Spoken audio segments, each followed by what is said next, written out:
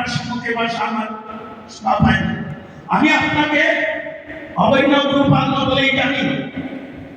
তাই এ হলো মহাপুরুষ, তিনি তার আদর্শ জগতে রেখে গেছেন।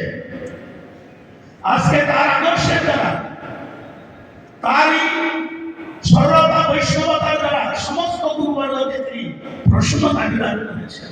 আর সেবার দ্বারা তিনি সমস্ত গুরুবর্গের সেবা করেছেন। কেমন সেবা? তিনি সেবা করতে বিক্রম ছিলেন, আপনারা জানেন, শুনেছেন। মেদিনীপুরে সামানন্দ দরিয়াবাড়িতে কুড়াল দিয়া কাঠ ছাড়াই করেছেন, রন্ধন করেছেন।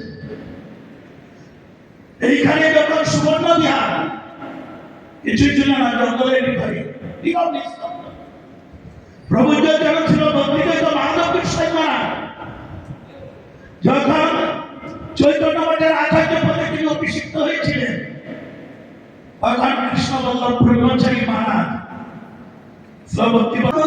এই সনাতন ধর্ম আমরা যদি তত্ত্বে প্রতিষ্ঠিত না হই, চৈতন্য চন্দ্রের দয়া করা হবে, বিচার করিলে চিত্তে পাবে চমৎকার সিদ্ধান্ত বলি